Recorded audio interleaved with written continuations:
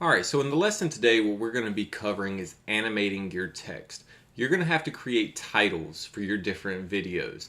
And to do that in an interesting way can take some time and some effort.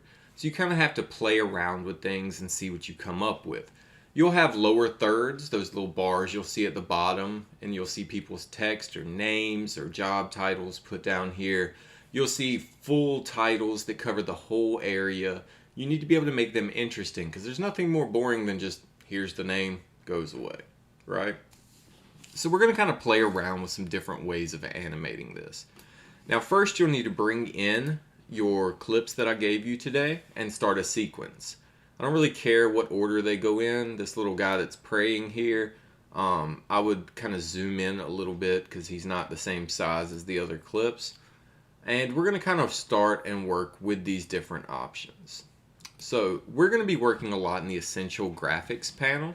So I'll go ahead and hit graphics up at the top.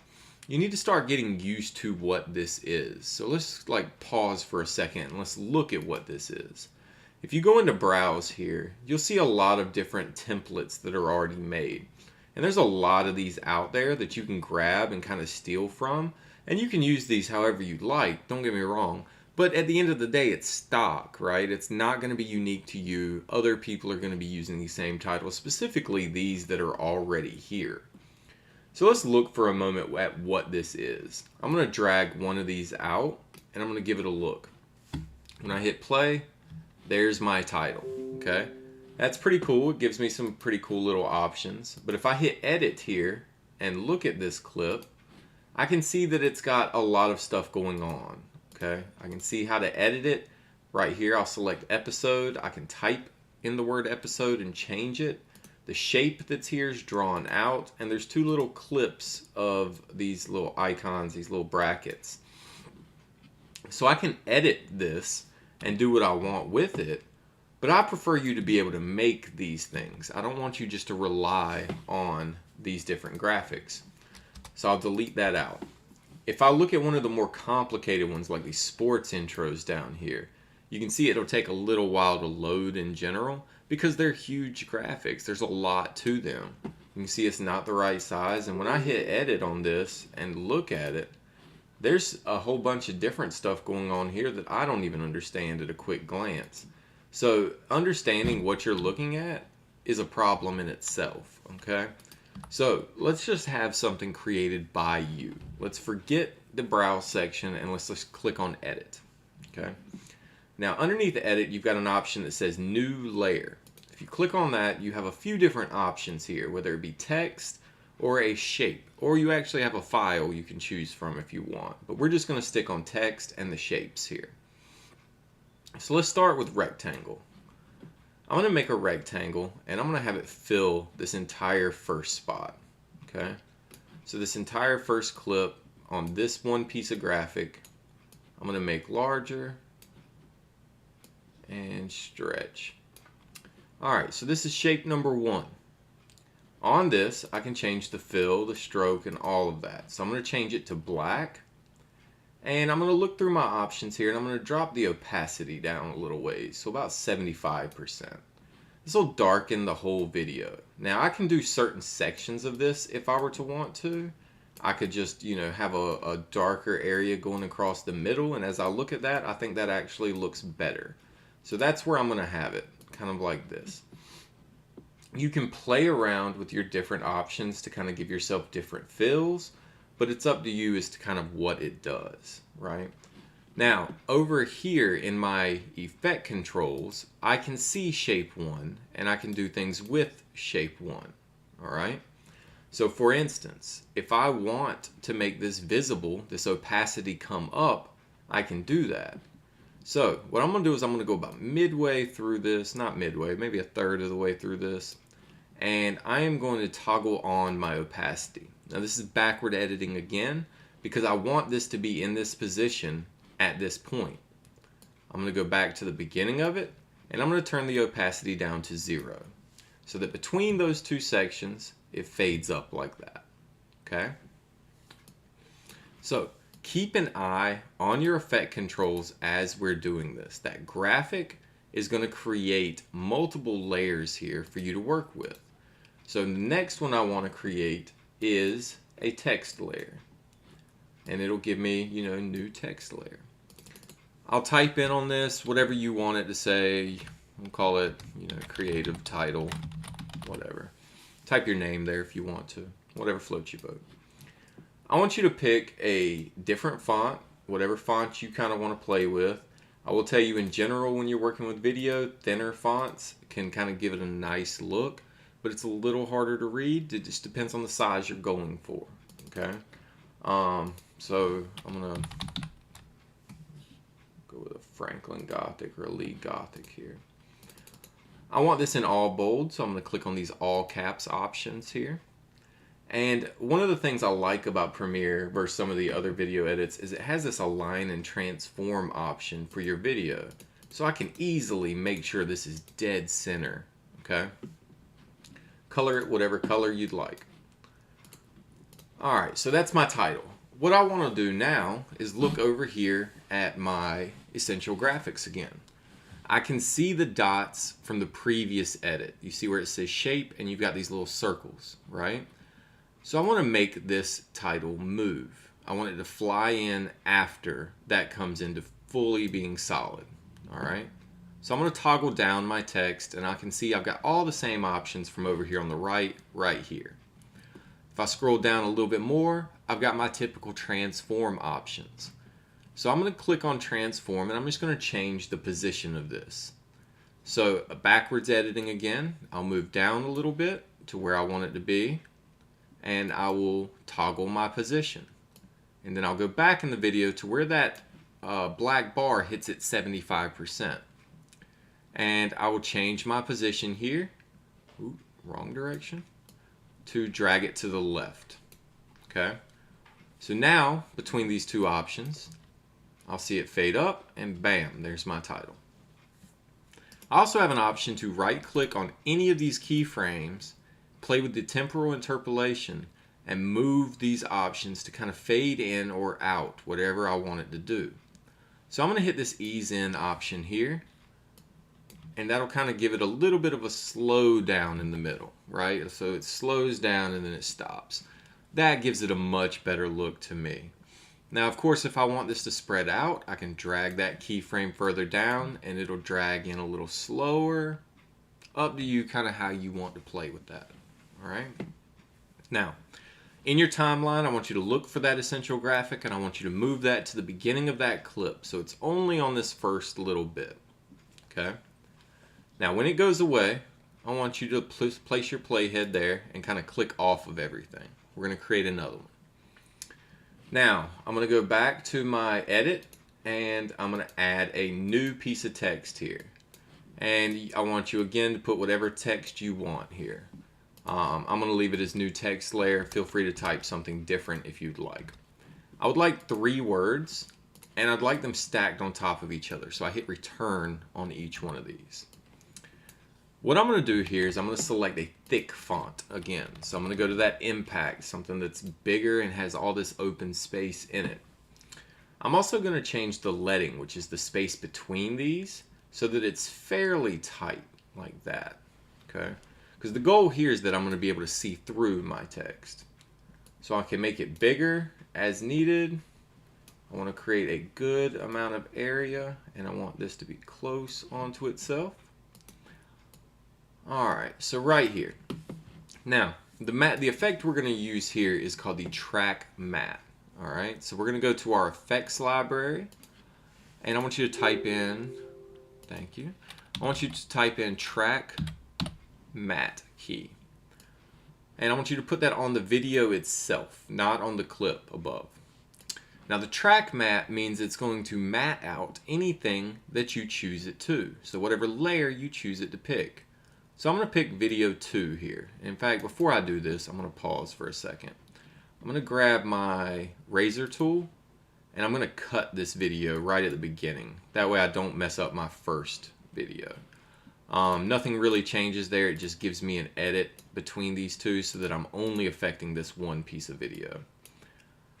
I'll stretch my essential graphics down so it covers that whole clip. And now, with that video layer selected, looking at that track matte key, I'm going to choose which layer it's matting to. So I want it to matte to number 2. And you'll see that it gives this nice little look through the text. It's kind of creating a little bit of a crazy look, so I'm going to choose composition using matte Luma. And it gives me a better look. I can now see my video through that text, right? And it gives me all kinds of cool things that I can do with that, right? So I could hit Command D. Let me move my clips down just a little bit here. Command or Control D will give me a fade effect. So it gives me a nice little cross dissolve here. You can see it here. I could do that on the actual effect itself, so it kind of fades out in general. There's a lot to kind of play around with on this, right? So you can do different things for however you want this to look. Move that down, Command D on both sides. I can see it fade up into it, right? So playing around with your text and making it more than just text is a great way to go about this, okay? So now let's go down to this option, the kind of office-y looking space. Let's give this a different look, all right? So again, playing with our essential graphics. Let's start this one by creating a rectangle, all right? And I'm going to create a nice, thin kind of rectangle, like that. You'll notice this crosshair in your shape. I would make sure to kind of move that to always be in the center of your shape as best you can, because what that is your pivot point. So when it rotates on that point. If you leave that sitting way down here, then when you rotate, you see it rotates around that point, which is a little crazy. Alright, so I'm going to make this nice and thin, pretty long shape, moving that crosshair where it's supposed to be. And I'm going to make the fill white. Alright, so that's my line, okay? So what I'm going to do with this shape is I want to make it zoom in from the left to the right, like our standard little kind of motion. And then I want the text to kind of come out of this line. So let's look at how to do that. Let's start with the actual movement of the shape, okay?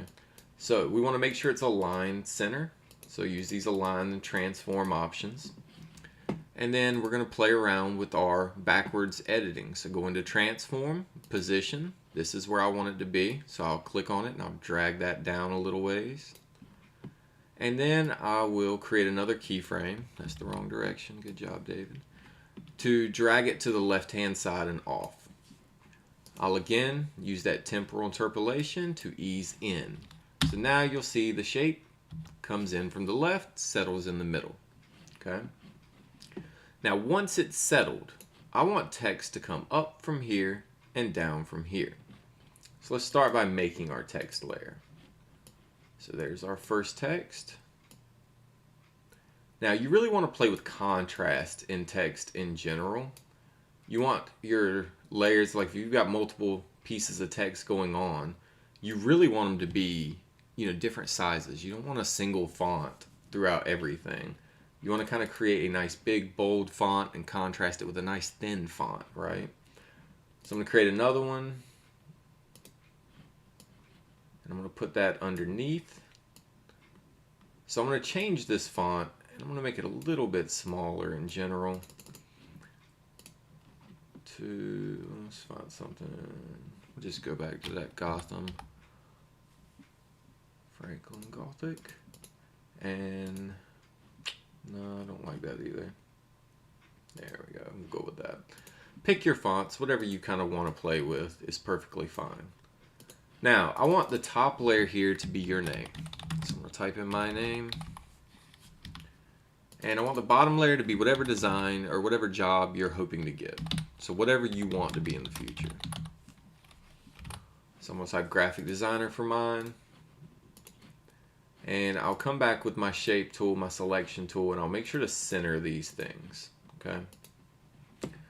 Maybe I want to spread this out a little bit. I can use the tracking to kind of space this out a little bit more so it takes a little bit more space. Recenter. So that's what I want it to be at the end, right? But for this scenario, I want to kind of cut it off at a specific way. There's a few ways you can kind of play around with this. We've done masking. You could certainly mask these. There's a crop effect, which I think would work pretty well for this. I think I'm just going to stick with the masking in general, though. I think that would be my best bet. So over here, notice your effect controls now has text, which graphic designer, and then my name. So I'll need to create this effect for it. This is my overall look, so I want this to be at the end. So again, backwards editing. And I'm going to create a mask here. So I'm going to hit the square option here. So at the end, I want this to be completely visible, like that, right?